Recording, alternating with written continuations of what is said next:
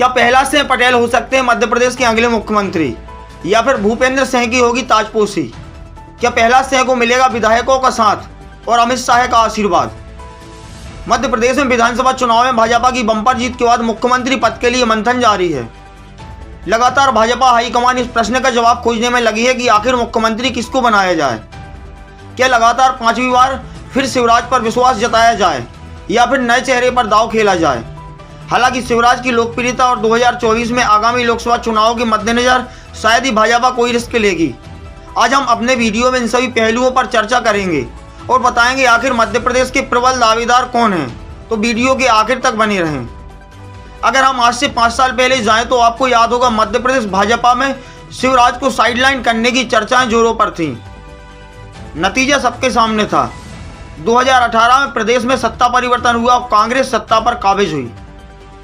हार को देखते हुए भाजपा ने तत्काल भाप लिया कि मध्य प्रदेश में शिवराज को नजरअंदाज करना भाजपा को भारी पड़ सकता है और लोकसभा चुनाव में एक बार फिर मध्य प्रदेश की कमान शिवराज को सौंपी गई। नतीजा ऐसा रहा कि भाजपा 29 में से 28 लोकसभा सीटें जीतने में सफल रही।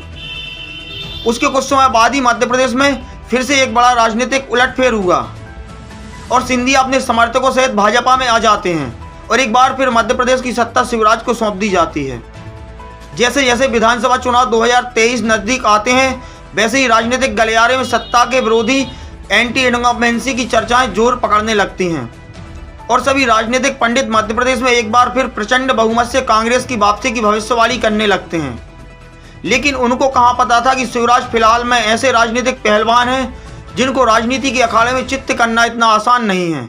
फिर क्या था, शिवराज ने लाडली बहना के रूप में अपना ऐसा राजनीतिक दांव चला कि कांग्रेस चारों खाने चित्त हो गई और नतीजा ये हुआ कि एक बार फिर मध्य प्रदेश में भाजपा प्रचंड बहुमत हासिल करने में सफल रही। अब प्रश्न उठने लगा कि आखिर मध्य प्रदेश में मुख्यमंत्री के रूप में ताजपोशी किसकी होगी। हालांकि लोकसभा चुनाव के मद्देनजर और मध्य प्रदेश में शिवराज की लोकप्रियता को देखते हुए भाजपा हाईकमान को शिवराज को नजरअंदाज करना इतना आसान नहीं होगा। अब दूसरा प्रश्न है कि अगर शिवराज नहीं तो फिर कौन होगा मध्य प्रदेश का अगला मुख्यमंत्री। अगर देखा जाए तो रेस में सिंधिया, नरेंद्र सिंह तोमर, विजयवर्गीय, प्रहलाद पटेल और भूपेंद्र सिंह प्रमुख हैं। अगर हम अपने राजनीतिक सूत्रों की माने तो भाजपा हाईकमान ओबीसी कार्ड खेल सकती है, जिसको देखते हुए भाजपा की पहली पसंद प्रहलाद सिंह पटेल हो सकते हैं। अगर देखा जाए तो प्रहलाद पटेल ओबीसी के कद्दावर नेता माने जाते हैं और इस बार केंद्रीय मंत्री पद को छोड़कर हाईकमान के आदेश पर विधानसभा चुनाव में नरसिंहपुर सीट से चुनावी मैदान में उतरते हैं और जीत दर्ज करते हैं। अगर हम प्रहलाद पटेल के राजनीतिक सफर की बात करें तो यह काफ़ी लंबा और सफल रहा है। प्रहलाद तीसरे वाजपेयी मंत्रिमंडल में कोयला राज्य मंत्री रहे। पटेल पहली बार 1989 में 9वीं लोकसभा के लिए चुने गए और फिर 1996 में 11वीं लोकसभा, 1999 बालाघाट से 13वीं लोकसभा और 2014 के बाद 2019 में भी दमोह लोकसभा से चुने गए। पटेल मोदी मंत्रिमंडल में भारत के खाद्य प्रसंस्करण, उद्योग और जल शक्ति राज्य मंत्री भी रहे। ओबीसी वर्ग में इनकी इमेज और सफल राजनीतिक कद को देखते हुए शिवराज के बाद प्रहलाद ही मुख्यमंत्री पद के भाजपा हाईकमान की पहली पसंद हो सकते हैं। मुख्यमंत्री पद के दूसरे सबसे प्रबल दावेदार माने जा रहे हैं भूपेंद्र सिंह। भूपेंद्र सिंह शिवराज के सबसे करीबी माने जाते हैं। ऐसे ही माना जा रहा है कि जब शिवराज अपने हाथ से सत्ता फिसलती देखेंगे तो अप्रत्यक्ष रूप से सत्ता में अपनी पकड़ मजबूत बनाए रखने के लिए अपने सबसे करीबी और विश्वास पात्र भूपेंद्र सिंह का समर्थन कर सकते हैं। वैसे भी देखा जाए तो प्रहलाद सिंह और शिवराज का आंतरिक विरोधाभास समय समय पर देखने को मिलता रहा है।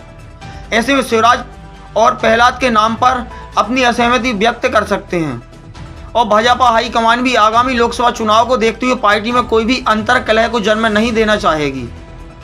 दूसरी ओर भूपेंद्र सिंह को देखा जाए तो मध्य प्रदेश में भाजपा में मैनेजमेंट गुरु के नाम से मशहूर भूपेंद्र सिंह ने समय समय पर अपनी काबिलियत और पार्टी के प्रति अपनी निष्ठा को साबित किया है।